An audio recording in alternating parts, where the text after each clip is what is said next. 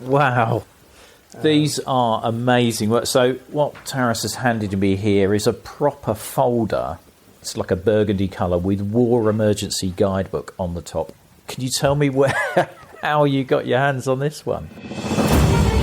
Welcome to Cold War Conversations.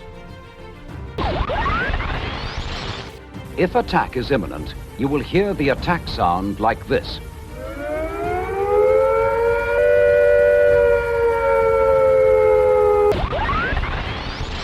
If the fallout warning sounds are heard, they will be like these.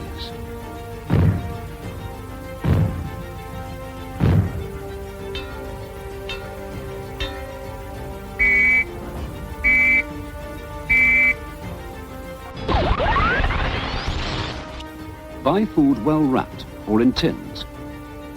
By the way, don't forget your tin opener and bottle opener. For almost 5 decades, the United Kingdom made plans for a nuclear attack that never came. To help their citizens, civil servants and armed forces prepared those in power a variety of booklets, posters and how-to guides. Taras Young is a researcher and writer who has produced a book, Nuclear War in the UK, detailing much of this Cold War ephemera, such as the infamous Protect and Survive guide, as well as fascinating lesser-known materials prepared for the United Kingdom Warning and Monitoring Organisation and the Royal Observer Corps. If you are enjoying the podcast, please leave written reviews in Apple Podcasts or share us on social media. By telling your friends, you can really help the podcast grow. Now, it costs money and time to produce this podcast, so I'm asking listeners to contribute $3 a month to help keep us on the air. Larger amounts are welcome too. Plus, you can get a sought-after Cold War Conversations coaster as a monthly financial supporter of the podcast. Just go to coldwarconversations.com/donate. In today's episode, we delve into Taras's collection in an eye-opening look at the way Britain's authorities reacted to the Soviet nuclear threat. We welcome Taras to our Cold War conversation.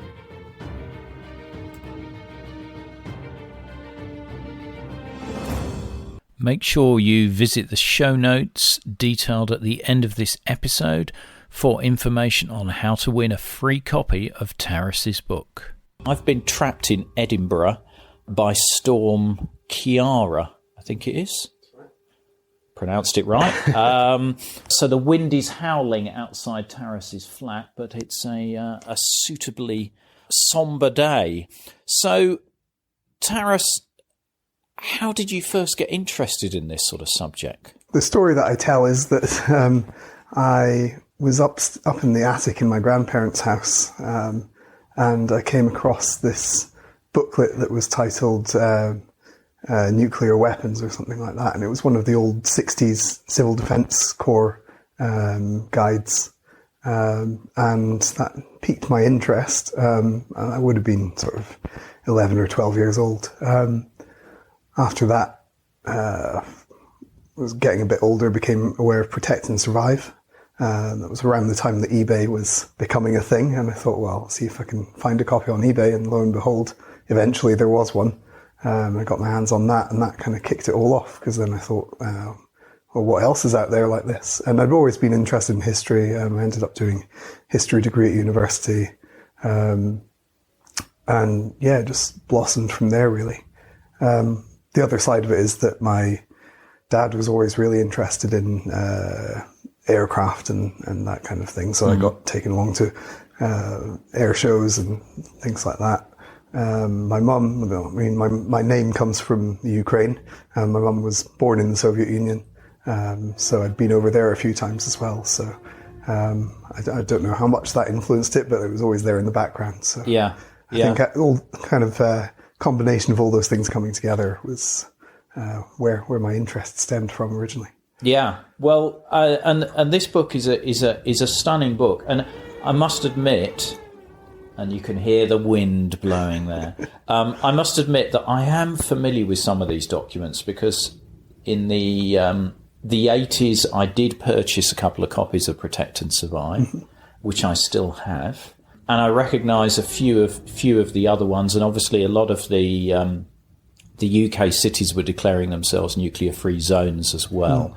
And so you have a range of documents here. Some are the official documents, some are from anti-nuclear organisations. But I think, Protect and Survive, certainly in the UK, is one of the most iconic That's right, yeah. ones. And the infomercials that they would have had on with, is it Patrick Allen? Patrick Allen, yes. Who voices it, are suitably chilling. But, the document itself was quite heavily ridiculed at the time.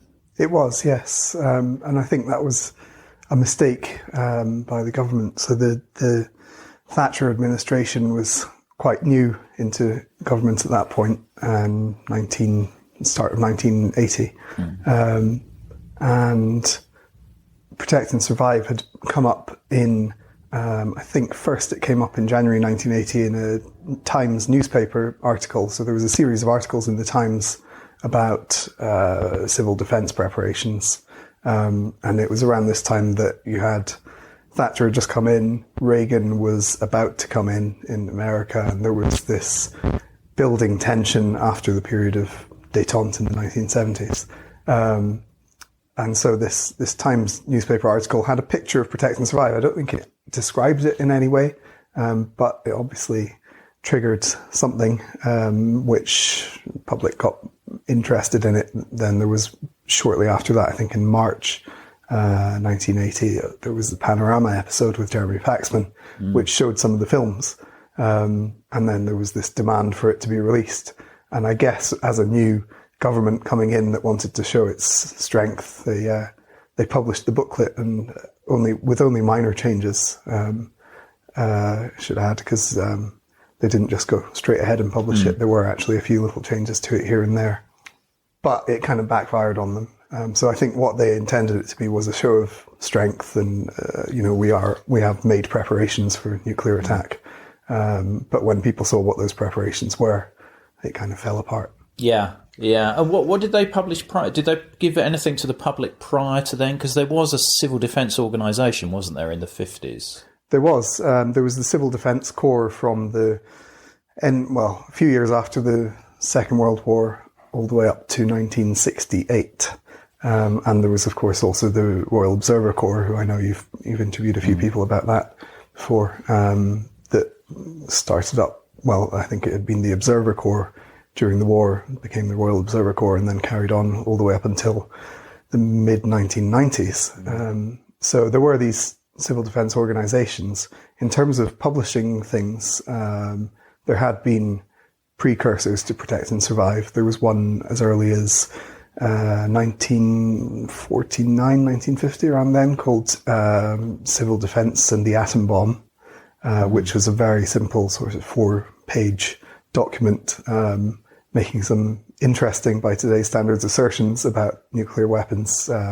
Sort of, don't worry, everyone will survive, it doesn't have any lasting effects, that kind of thing, which obviously isn't the case. Yeah. And then once they had the hydrogen bomb, the tone changed a bit, and the government issued a booklet called The Hydrogen Bomb, which explained this sort of massively destructive new weapon, and some of the scene, it has drawings throughout, as all these booklets do, and it's just scenes of devastation. So I think by that point they recognised a lot of people wouldn't survive. And then after that there was one more, which was called Advising the Householder on Protection Against Nuclear Attack, which is the one that you see in The War Game, the famous 1960s banned documentary style film. Yeah, I had to go to my local CND group to watch that because the BBC didn't show it, and all the local CND groups were screening that film. Yes, and I believe it won an Academy Award as well.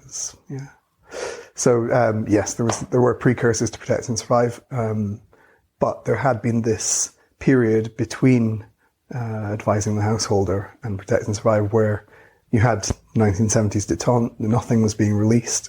So there wasn't anything in that period. So I think when Protect and Survive came out, it was a big deal. And actually, Protect and Survive wasn't just written in 1980 and published in 1980. It had been written in sort of 1974, 75 when it was prepared. A small number of the booklets were printed up in 1975 and distributed out to chief executives and chief constables of the police and the fire service. But there were only 2,000 copies of that done and no more. And that was because they'd run out of money. So there was a whole, if you go into the archives and look at the stuff about Protect and Survive, it's just this constant, we're running out of money. I think at one point it says, we're sailing very close to the wind with the budget. Right. So there was, people might assume that there were only 2,000 copies printed up because they wanted to keep it under wraps, but it was actually just because they didn't have any more cash. Right. And does that edition vary much from the one that HMSO put on sale? Not much, a little bit. It excludes the introduction, which went out in the 1980 version, which sort of says, if should nuclear war happen, then read this. It just says, it's about to happen. Here's what you need to do. We could have a look at a couple of them. Yeah, let's do that. Taras has kindly got his collection out here for me to rifle through, so I'm just going to very organised as well. So here are all things that I mentioned. In fact. Yeah. So, you can see the progression from civil defence and the atom bomb. It's just this very thin pamphlet. And there will be some photos in the show notes, but if you really want to look at these, I recommend you buy Taras's book. The hydrogen bomb, which is a sort of thicker booklet. Yeah. And then you've got Advising the Householder, which is goes back to being quite thin. So the difference between the hydrogen bomb is quite detailed, and it goes into some of the science as well. And then Advising the Householder is starting towards that Protect and Survive style. Here's what you should do: hide under the stairs, brick up your windows. Wow. Yeah, don't forget your Vaseline. There was actually a controversy with the Advising the Householder one because it advises you to have... is this the baking soda, yes. the baking powder? So it says soda bicarbonate in your first aid kit, and then in brackets it has baking powder, which, as any cook will know, is not the same thing as baking soda. So baking powder contains an acid, and it advises you to have it there so that you can rinse your eyes with it, which would not be a good idea. No. So there was a bit of controversy with that. A doctor wrote to the Home Office and complained that you really wouldn't want to be putting acid into your eyes, especially after a nuclear attack. No. Or at any time. Add salt to the wound or add acid to the wound. Yeah. So here we have Protect and Survive, and I'll show you the 1976 version. Looks very similar outwardly, but there are some subtle changes. So there's not like a foreword. That's right, yeah. Yeah. And it's straight into the index. Yeah. Okay. But largely it's identical. I think the more interesting changes came between the draft versions of Protect and Survive, which you can see at the National Archives, and the final version. For example, and you can see this in the book, they've got, in the draft version, the person's protecting themselves by hiding under a table that's covered with pillows, which seems like an odd choice. And then they revised it in the published version. They've got sort of boxes of books and suitcases and stuff. Yeah. So it offers a little bit more protection. Yeah. Ultimately, I mean, some of the stuff in it is straight out of the Second World War, because hiding under a table is basically a Morrison shelter. Yeah. And some of the other booklets that came out at the same time as Protect and Survive, such as Domestic Nuclear Shelters. So this is if you had a bit more cash. Yeah. This was the booklet that would tell you about how to build your own nuclear shelter in your back garden. But it is all very Second World War, ultimately. Yeah. Yeah, it's more against blast than, well, Yeah. it'll give you some protection against radiation, but not a huge amount. Yeah. Yeah, I did have a copy of that one as well. I'm not sure where that ended up. One of the things I loved in the book was, and I hadn't realised this, was the animation for the Protect and Survive TV adverts, for lack of a better word, was done by the same company that did Crystal Tips and Alistair, which I remember watching as a child. Yes, and Charlie Says series of public information Right. as well. Yeah. And that cat going meow, meow. Yeah. No, really people. interesting nugget there. And I don't want to stay completely on Protect and Survive, but the peace movement obviously found this as great propaganda for their message. And E.P. Thompson, who I think he was one of the founders of END, European Nuclear Disarmament, published a book called Protest and Survive, which was obviously a clever play on words. And then we've got another variation in the book here, which is called Ben's Bunker Book, and this booklet tells you what it's like to spend 2 weeks in a government-specified shelter in Limehouse. There's also examples in here of some of the earlier ones that we were talking about. So Home Defence and the Farmer is a good one. Part of it is showing the effects of fallout and what the farmer should do. Yeah, Home Defence and the Farmer was a sort of mini campaign of its own in the 1950s. They released a film that accompanied it as well. Mm-hmm. I think the booklet was quite widely distributed. Interestingly, given that farmers would be quite affected by nuclear war and agriculture would be quite an important, aspect of life after a nuclear attack, they didn't publish anything else for farmers until the mid-1980s. So you have this booklet from the 1950s that's probably horribly out of date, and that's the only information that was given to the farming community. Right. It's interesting how the sort of some of the messages change. I mean, the 50s was the time of the hydrogen bomb, so it was going to be large scale, or even larger scale devastation than an atom bomb strike on the UK. And as you say, crucial part of because the post-attack population have still got to get fed somehow. Those cans of baked beans are going to run out at some point. One of the images that really struck me was the one where it shows a view. This is obviously from is this from a government pamphlet, this one? So these are posters that were produced for training people involved in civil defence. And then there's one second. Sorry, I'll just bring them through. You can have a look. No, that's okay. These are from estimated damage from nuclear attack, which is a Home Office civil defence training poster series. And is this another eBay purchase? These actually came from someone.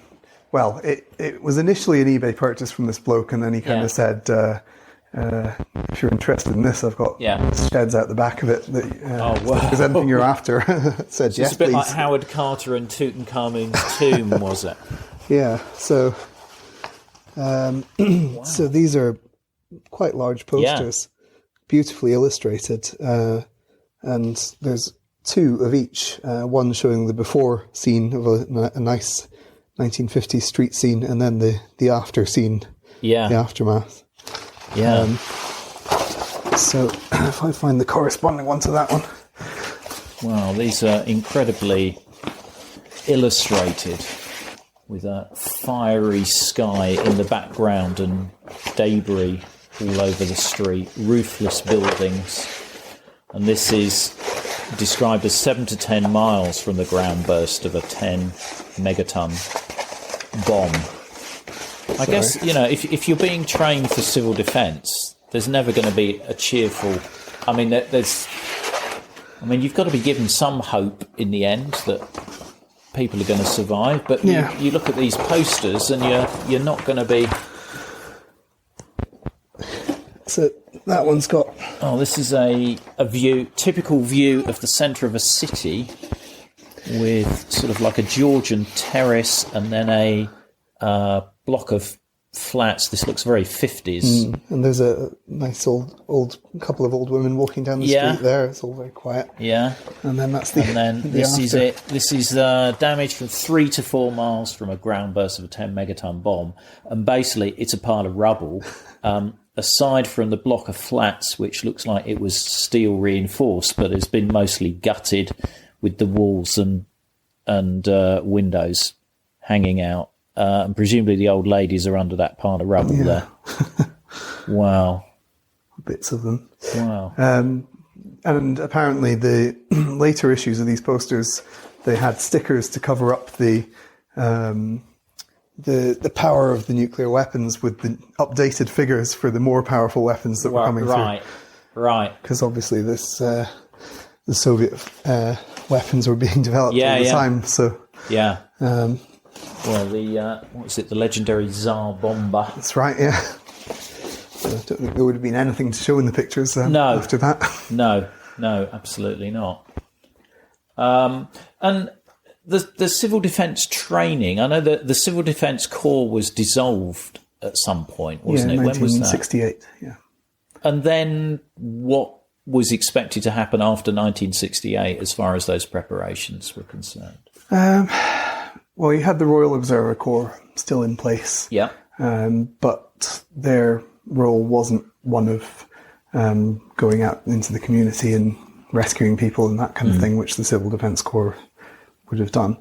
They were primarily monitoring and reporting what was going on in terms of nuclear weapons, their power, and the location of them.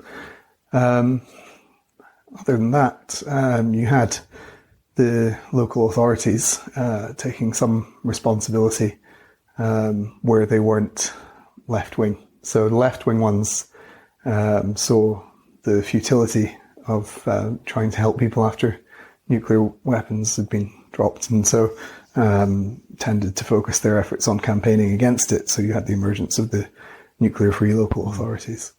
So you had the nuclear-free local authorities, but you also had local authorities that were turning against the Home Office and what they were being told to do.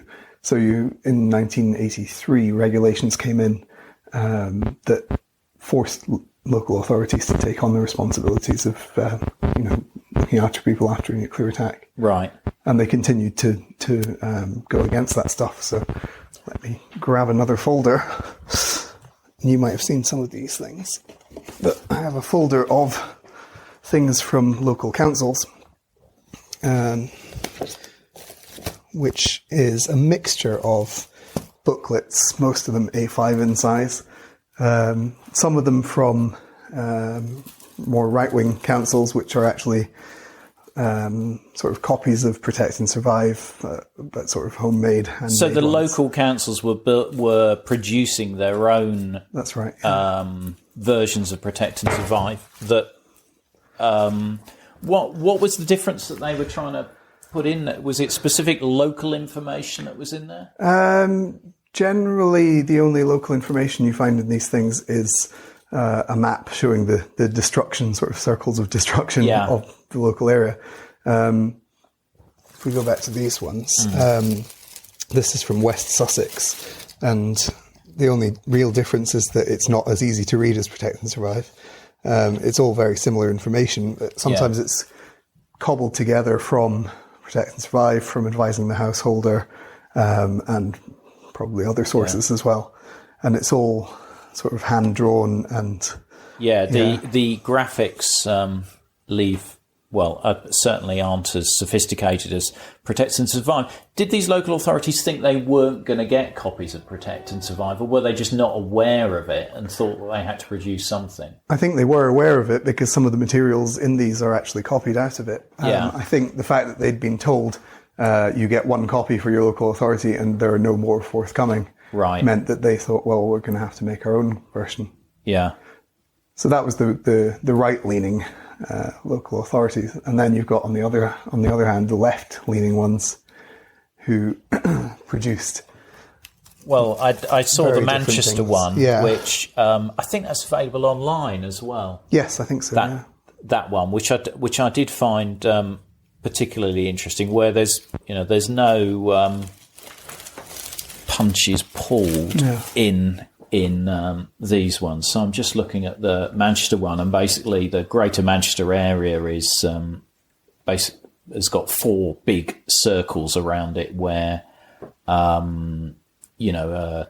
thermonuclear weapon could have landed. I mean, a city like Manchester would probably be targeted by multiple in the event of war. So that perhaps to some degree they've underplayed the impact here. But then there's an image here from When the Wind Blows as well, illustrating that. When the Wind Blows is a cartoon story produced by Raymond Briggs, which graphically shows a pair of pensioners who are told to follow government advice in the event of a nuclear war, and let's say it doesn't end well.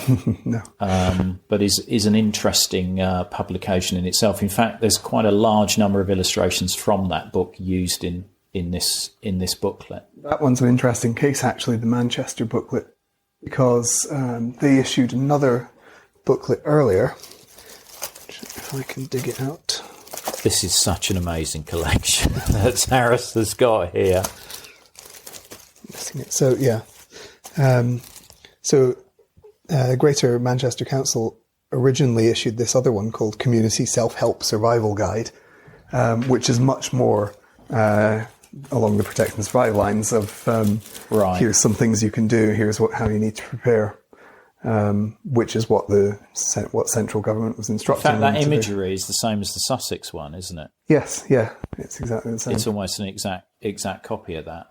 So Greater Manchester Council put that one out, and then a couple of years later you get the more famous one, which is much more pessimistic. Yeah. And they say in the introduction in the second version that we issued this previous book, but that doesn't represent what our actual opinions on this matter, so we've decided to let you know. Yeah. No, these are really interesting, these regional variations, and there's some great images in Tarris's book of these different guides. Probably one of my favourite publications that you cover in the book is Protect and Survive Monthly, which, from what I understand, was a short-lived or relatively short-lived monthly publication that was... who was it produced by? A chap called C. Bruce Sibley, who also published a book called Surviving Doomsday, which is richly illustrated. And he ran Protect and Survive Monthly, I think, for nearly 2 years, so had a decent run. Subsequently, he ran a very similar magazine called the Journal of Practical Civil Defence for a couple of years as well. But I think the whole time they were beset by budget issues, and that very few people were buying it. It's quite a niche thing. I would imagine so. I mean, there's one cover here which is May 1982, and for those who have a knowledge of British history, this was the Falklands War, and one of the articles is Argentina and the Bomb, exclusive, and will your pet survive a nuclear war? Yeah, and then you've got various other covers here, which an interesting one. This one I quite like is a picture of a Soviet submarine which ran aground in Swedish waters, and the headline or the title on it is "Today Sweden, Tomorrow Portsmouth." Yeah, it's a little bit alarmist, some of the stuff in it, and you see adverts throughout these magazines for the private bunker building companies, many of whom I think could be fairly described as chancers. They were companies that were construction companies, boat building companies, that kind of thing, that had sort of pivoted to building private nuclear bunkers just to cash in.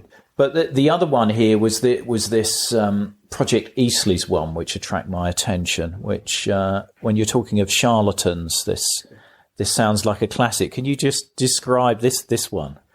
Yeah, so Project Eastleigh's, they claimed that they were going to build this massive underground community, and you could pay to reserve your place.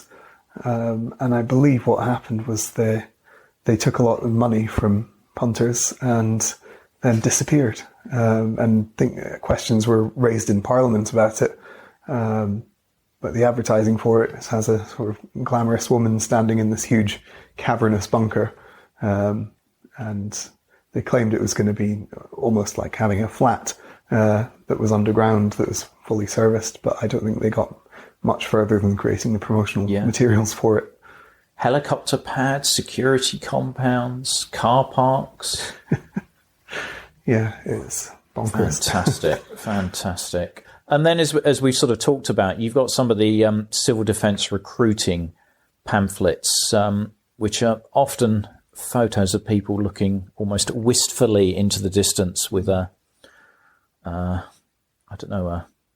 stern look on their face. Yeah, sort of resolve. Resolve. That was the description I was looking for. You certainly see a lot of that in the 1950s and 60s. It's almost inherited from the Second World War. This sort of blitz spirit, and Britain will prevail and that kind of thing. Yeah. But it dissipates a little bit in the 70s and 80s. Yeah. So some of these documents here appear to be, are some of these from exercises as well? Have you got some? Yes, yeah. I've got lots of civil defence exercise documents and hierarchies showing who was going to be in charge should the worst happen, that kind of thing. I mean, there's vast quantities of all this stuff out there. I wonder where you got the idea from your cover from.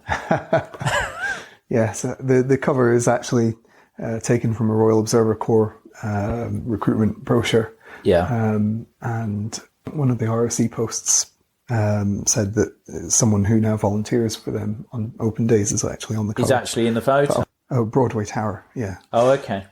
Now, this one here, I have a copy of the UK Monitoring and Warning Organisation publication, and it is quite a chilling one, because it basically goes through the minutes of the 4-minute warning. Yeah, that one's from the 1970s, and that's when it really started being more pessimistic in tone. So you lose these brave-looking people staring off into the bright future, and instead you have people answering the telephone and picking up the 4-minute warning and passing it on, setting off the sirens and that kind of thing. And I think the back page of that document actually says something like many thousands of people may have been saved, or something like that, with a sunset over a burnt out barn. Yeah. So it's not quite as optimistic in tone. There's a very worried looking police sergeant who's obviously received the call, and he's just activating the sirens. Yep. And his colleagues sort of glancing over, equally concerned, as you would be. And then there's a photo of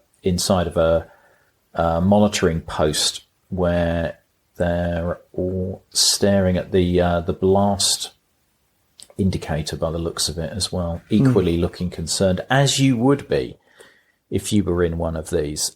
But not only have you got civilian documents here, one of the ones is a British Army document on nuclear, biological, chemical survival. So I guess a lot of people don't realise that the Army, I mean, it's obvious when you think about it, the Army had to make preparations as well for nuclear attack.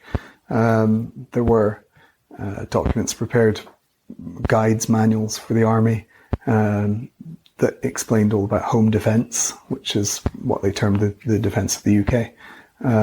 And you had there's a version of Protect and Survive, which was designed for the Army, which was based on the public version. So, there are all kinds of things like that.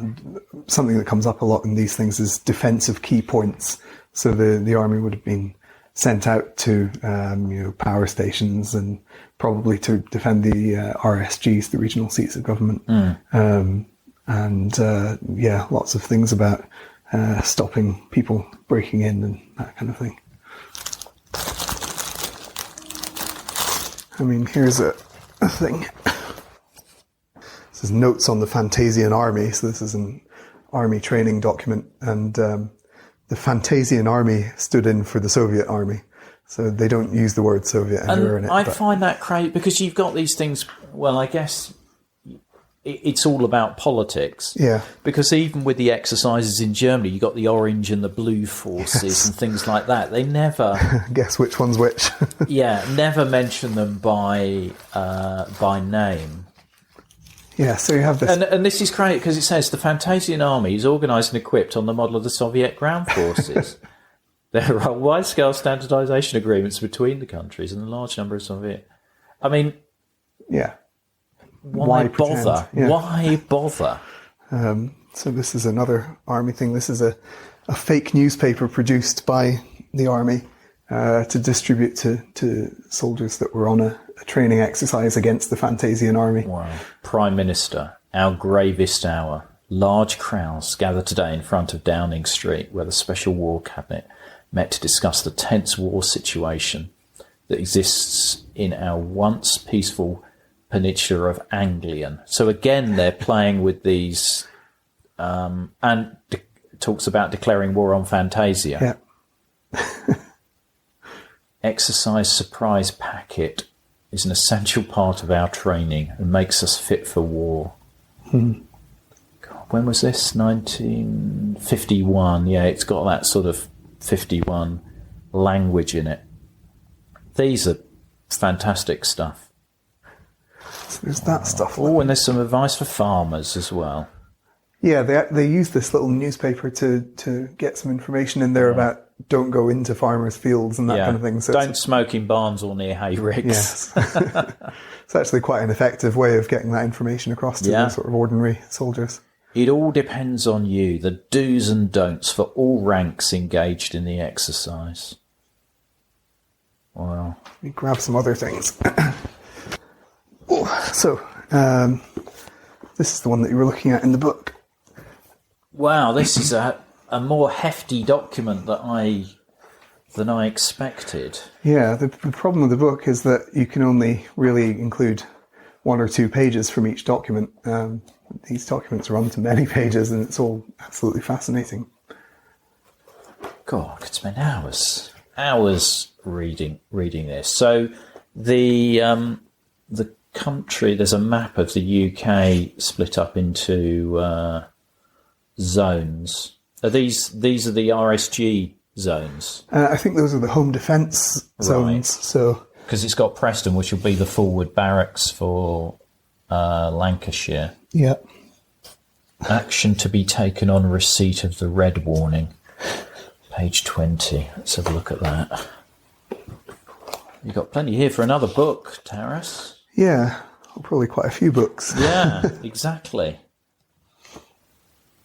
The red warning. The UK WMO will initiate a red warning to the UK of the threat of air attack by either aircraft or missiles. In the early stages of conflict, conventional bombing may only occur.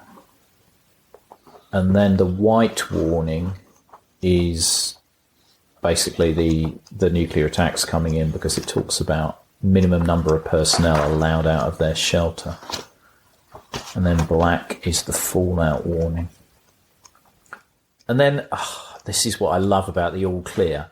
On receiving the all clear signal, troops may return to duty. Yeah, resume normal activities. Yeah, resume normal activities. Fantastic. Wow. And obviously we're one of the things we're focusing on here is nuclear attack, and the Soviets had a chemical capability. Was there any fear of a chemical and not a nuclear attack as far as civilians were concerned, or any thought of what that might be? I mean, most of the official stuff that I've seen is pretty much entirely focused on nuclear attack. Protect and Survive Monthly, the magazine, and its successor, the Journal of Practical Civil Defence, they do go into the full NBC range, so nuclear, biological and chemical attack. So yeah, they were... So they obviously see that as another revenue opportunity. Oh, absolutely, yeah. And they need to fill the magazine with content, and they probably run out after... Well, they obviously did run out of content that would interest people after 2 years. Yes, well, I think they ran out of cash first. Oh, right. So, yeah, it talks about nerve agents and also biological attack as well. Yeah. Does it talk about, like, Soviet special forces or anything like that? And I haven't really come across much stuff in the home defence things. There's a bit usually about espionage in these documents. Right. There were the booklets that the government produced called Their Trade is Treachery, and Treachery is Still Their Trade, which was the follow-up, which explained all about the espionage aspect. Yeah. How not to fall prey to Soviet agents and what to look out for and how they were caught and that kind of thing. So certainly the government was aware of the possibility of Soviet forces of different kinds being present in the country and being disruptive. But I guess after a nuclear attack, you'd be less worried about Soviet people here, and more worried about cleaning up. And what about civil unrest? Do you find much comments around? No, actually not a lot. A lot of the time it's just left as an open question. You'll often get a section on law and order. In fact, here is Wiltshire County Council's War Emergency Guidebook. Wow. Just to jump about a bit, but... These are amazing. So what Taras has handed to me here is a proper folder. It's like a burgundy colour with War Emergency Guidebook on the top and Wiltshire County Council. Can you tell me how you got your hands on this one? Again, this was the chap who has heaps of this stuff secreted away. So he said, would you be interested in war books? And I said, yes, absolutely, because they're really quite difficult to get your hands on. This is incredible because it's got basically a directory of people you'd call in the event of war with all their home phone numbers and their names. You know, Mr. W.P. Carpenter, Lieutenant Colonel Boardley, MC, just the sort of man you want in a crisis. Absolutely. So these were the guidebooks for local authorities internally to what to do if the worst should happen. Okay, so there's this one on nuclear weapons here, which is a Home Office book, which basically details the power of a nuclear weapon in terms of blast, shockwave, effect on vehicles, different hazards presented by fallout. So it's really all the stuff you probably wouldn't want to tell the local population as to what the reality is, and a little booklet on how atoms work. Yes, I think somebody's just collected all this information that might be useful in the event of a nuclear attack. Yeah. It's one folder. We reach for the burgundy book when war is declared. And then the foreword, and this is from Group Captain Willen. War is not yet an impossibility. Weapons of mass destruction exist and the technology of war is developing fast. I hope the day will come when man can be free of the threat of war, but that day is not yet. If it comes, it may come with little warning, and it is folly to be unprepared. This is great stuff. Unfortunately, there's no date on that, but that sort of smacks of the 1950s. Well, this is actually from the mid-1970s. Really? Yeah. Wow. But that group captain who wrote that, he's obviously still living in the 1940s or 50s. So this is the kind of book that would have a section on law and order. Oh, yes. But as I say, they left it quite open-ended, so it was sort of... do they? How disappointing. Yes. I always get excited when I see the section heading and then I read it, and it's really... It's always... we will decide what to do when it happens, sort of cross that bridge when we come to it. Is it under this one? Advice to the public? Let's see. I think it's in the pink section. Yeah, it did say pink. That would have been far too obvious. Law and order. Types of crime. In the very unsettled circumstances, probably immediately pre- and post-strike, there may be congestion on the roads, shortages of all sorts and general frustration. Some people may resort to violence to get what they want. So the general advice that these kind of books give you is form a sort of local vigilante group, give people special powers, and then we'll see where it takes you, sort of thing. I like item 4. Infringements of regulations like speeding or having no television license do not threaten survival potential and are not important at this time. I know it's easy to laugh. It's easy to laugh at these documents, but these were seriously put together. Yeah. Oh yeah, residents of a locality could organise themselves, local peacekeeping forces, to prevent incidents from developing, restrain violence and control needy strangers entering the locality. So in the event of a nuclear attack, the view of, at least of the right-wing local authorities, was that they would become a sort of fiefdom, revert to being controlled by the council without any external influence. And these things are written very much from that point of view. They become very insular, and people from outside the region should be kept at bay and that sort of thing. Yeah. Did you ever see that program called Survivors that was made in the 1970s? It was around a pandemic where a lot of the population get killed, and there's just a few survivors, and it is almost post-nuclear. It is like a post-apocalyptic view of the UK. It's on YouTube. Right. It's worth a look, actually, because there's definite echoes of a post-nuclear landscape. Now, one of the organisations that Taras mentioned to me before we started recording was of an organisation I'd never heard of called the Legion of Frontiersmen of the Commonwealth, which Taras has got a little document here, but can you just tell me about these people? It sounded like an American organisation. Well, I mean, of the Commonwealth, of course, it has to be the British Commonwealth. And I managed to find very little information about them. I think they started in the interwar years and carried on into the Cold War, where they became almost an unofficial volunteer civil defence organisation. And they prepared these documents that I came across, which tell them what to do in the event of a nuclear attack, and documents about radiation monitoring and that kind of thing. And I think they saw themselves as an organisation that would be able to help out should the worst happen. But there seems to be very little information about them.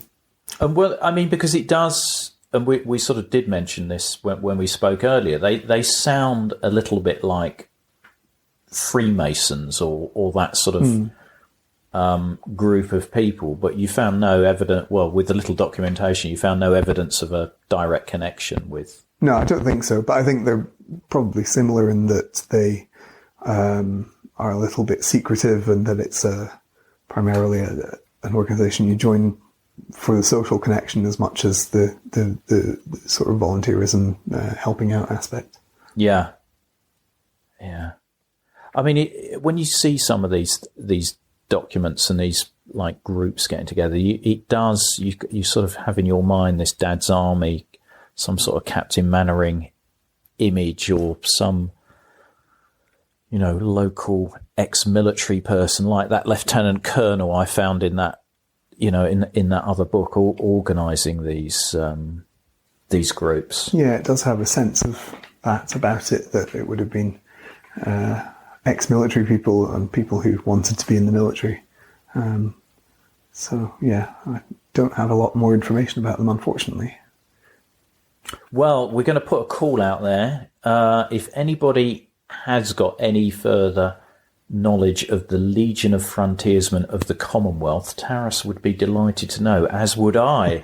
So do get in contact if you have any extra information on that, because we like a bit of a mystery on Cold War conversations. Have you got any other military documentation that?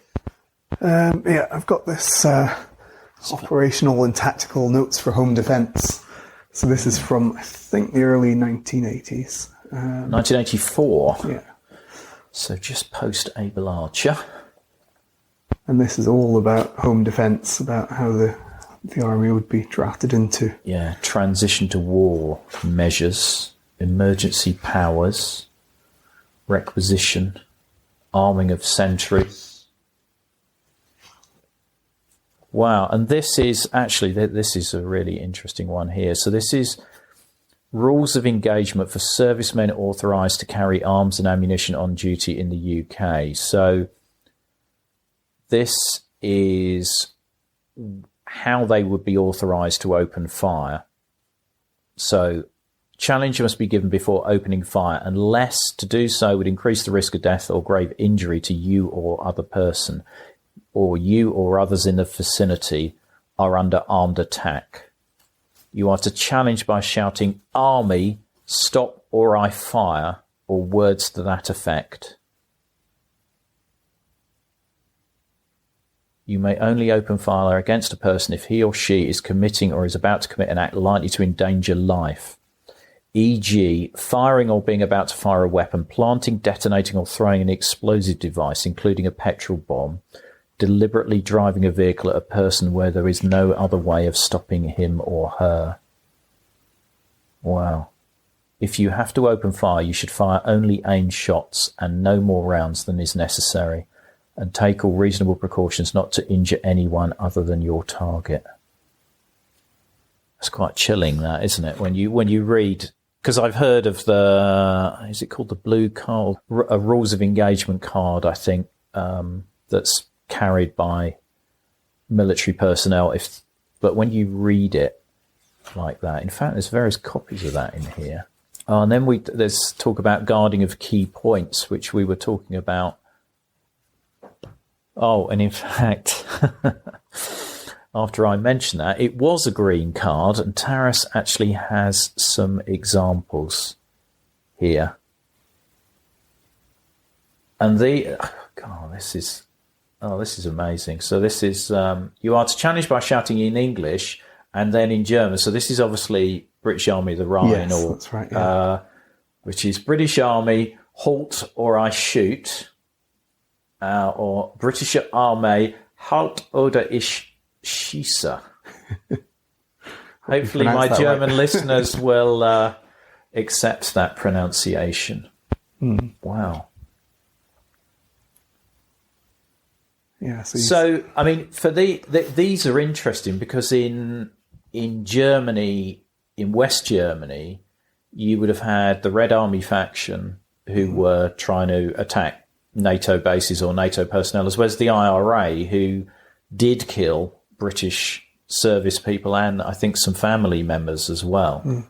So these are, and this is June 1990. Wow, that is fascinating. I've never seen one of those for real. So that's been worth a visit, if not just having a delve through. Great. Well, the book is called Nuclear War in the UK by Taras Young. We are going to do a book giveaway, so I will be giving out details of that. But if you are unlucky to not win the book in the book giveaway, I highly recommend it if you've got any interest in the British experience of the Cold War.